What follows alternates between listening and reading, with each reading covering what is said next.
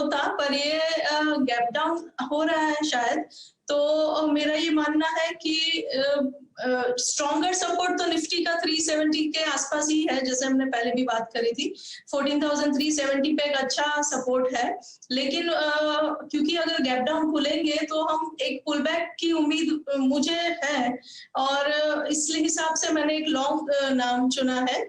और मेरा जो स्टॉक है वो RIL में है, और RIL में फ्यूचर्स की बात कर रही हूँ मैं, और लॉन्ग जाने की मेरी प्लानिंग है। और SL सजेस्ट करूंगी 1980 पे फ्यूचर्स पे, और टारगेट हो सकते हैं 2035 एंड 2050। तो let's see how it works.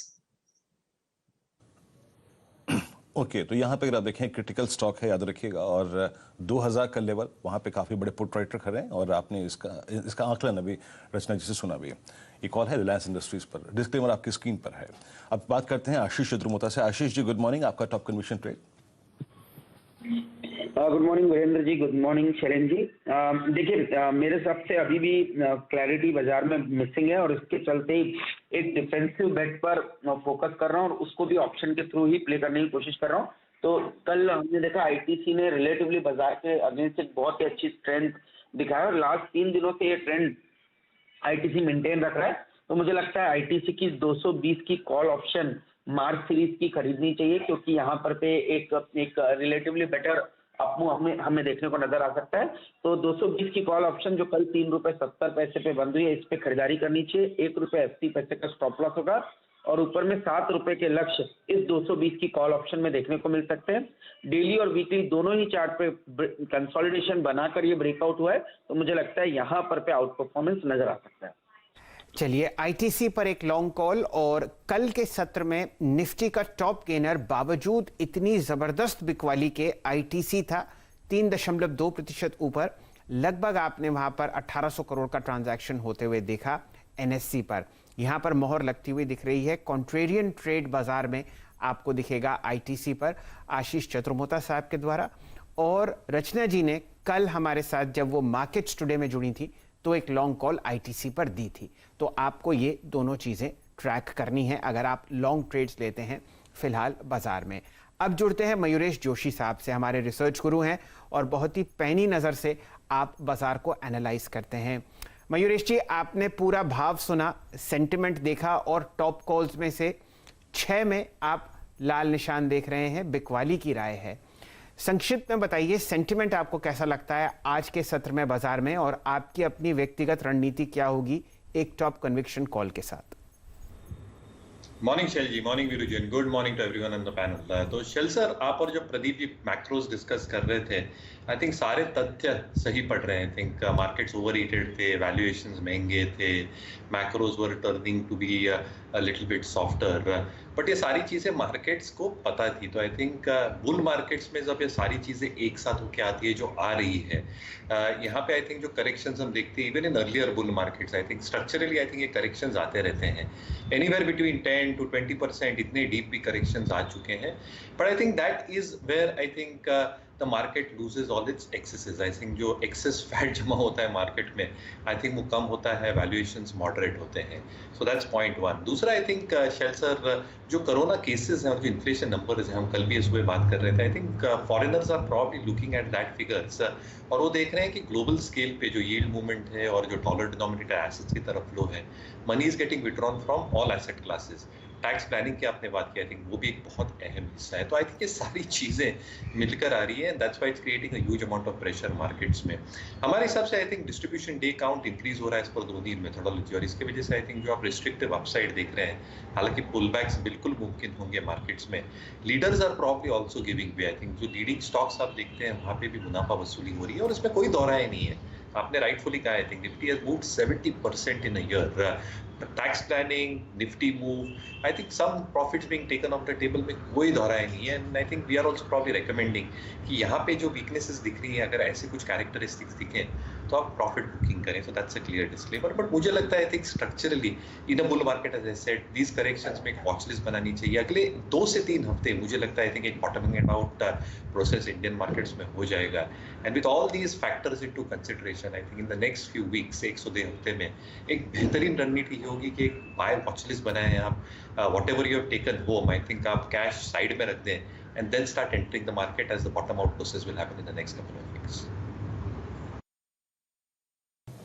Okay, तो आपने मयूरेश जी का व्यू सुना और आपका स्टॉक स्पेसिफिक आइडिया क्या है मयूरेश, क्या चेज करेंगे अगर आप वाकई बाजार में डाउनसाइड देख रहे हैं लेकिन आप एक दो हफ्तों में स्टेबिलिटी एक्सपेक्ट भी कर रहे हैं, तो आपका स्टॉक स्पेसिफिक आइडिया क्या है?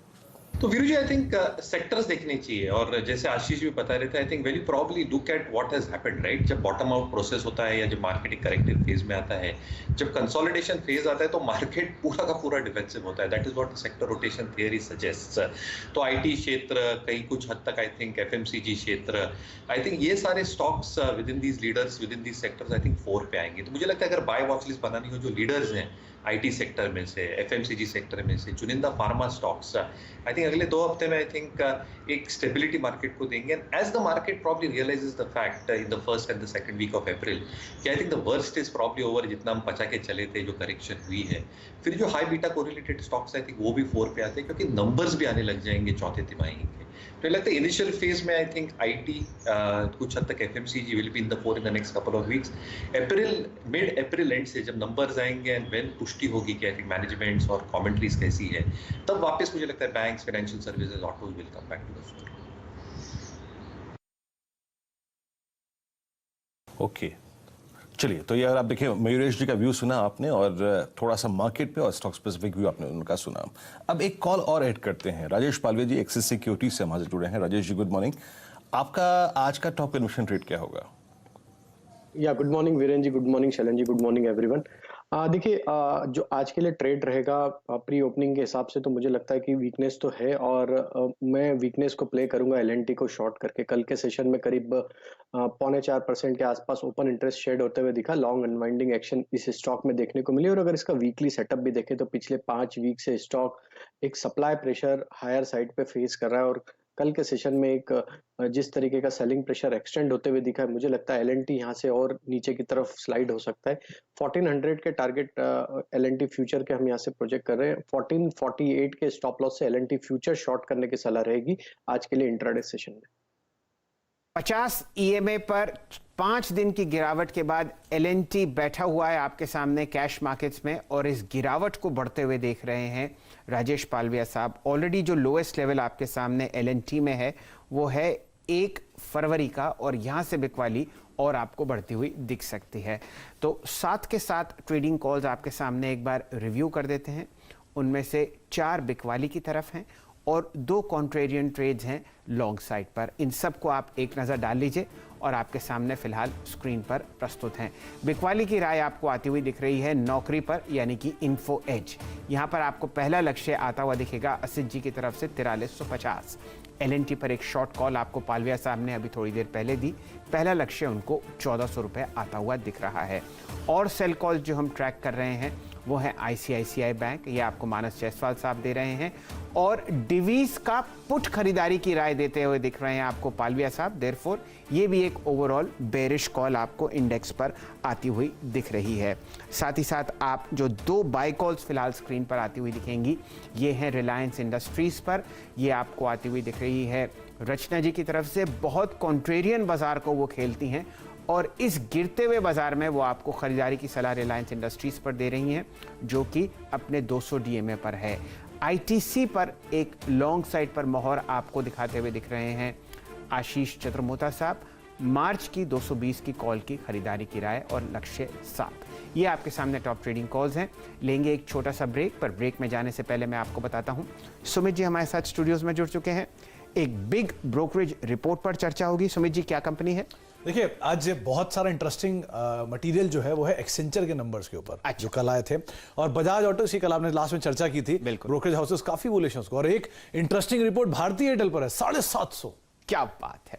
तो इन 3 रिपोर्ट्स का आप इंतजार कीजिए और हमेशा की तरह हर्षदा जी भी हमारे साथ माइक्ड अप हैं. स्टॉक्स इन न्यूज़ पर चर्चा होगी. कई ऐसे स्टॉक्स हैं जहां पर आपको प्रमोटर्स खरीदारी करते हुए देखेंगे, उन पर भी हम नजर डालेंगे. आते हैं एक छोटे से ब्रेक के बाद. आप जुड़े रहिए हमारे साथ.